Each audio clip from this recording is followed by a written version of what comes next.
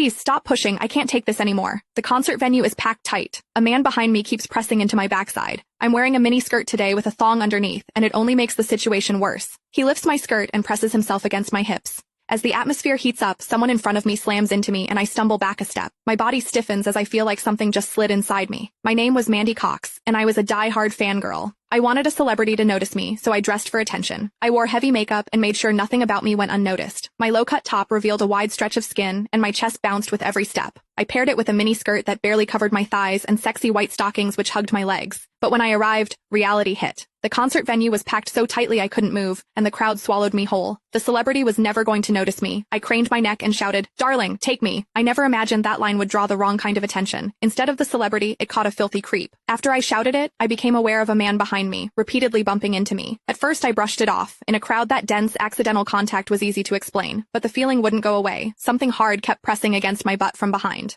I assumed I'd accidentally backed into his hand where it rested behind me, so I turned and offered a polite apology. "Sorry, I didn't mean to bump into you." He paused, then flashed a leering smile and said, "It's okay, I don't mind." When I turned back toward the stage, I felt him press against me again, more deliberate than before. I kept my attention on the celebrity on stage and shut him out. The man became increasingly brazen, pulling up my skirt and pressing close against my backside. I had only a thong on underneath, which left my butt exposed. I felt his touch directly against my skin and assumed it was his finger. Only then did I realize something was wrong. The pressure was warm and solid in a way a finger could never be. My mind lurched as the truth hit me. In the 20 years of my life, this was the first time a man had ever molested me. Fear surged through me, sharp and overwhelming, and my body reacted with an instinct to flee, but there was no way to move. The concert floor was packed wall to wall, leaving me stuck where I stood. I drew myself tight, bracing as if tension alone could keep the fear out. As I did, my hips closed around the man's so-called finger, trapping it between my cheeks. An unfamiliar sensation followed, and warmth rose to my face. What confused me was that I didn't recoil from it. There was a muted comfort to it, and against my will, it sparked a faint sense of expectation. The man behind me seemed to take it as a signal.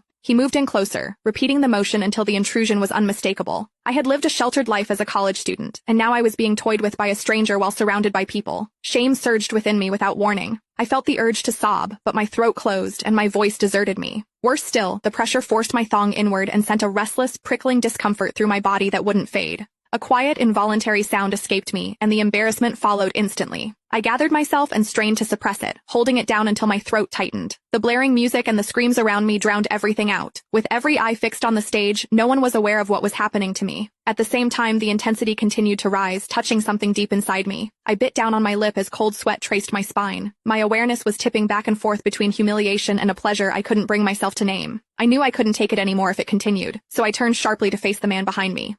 Click the link in my bio to get the full story for free.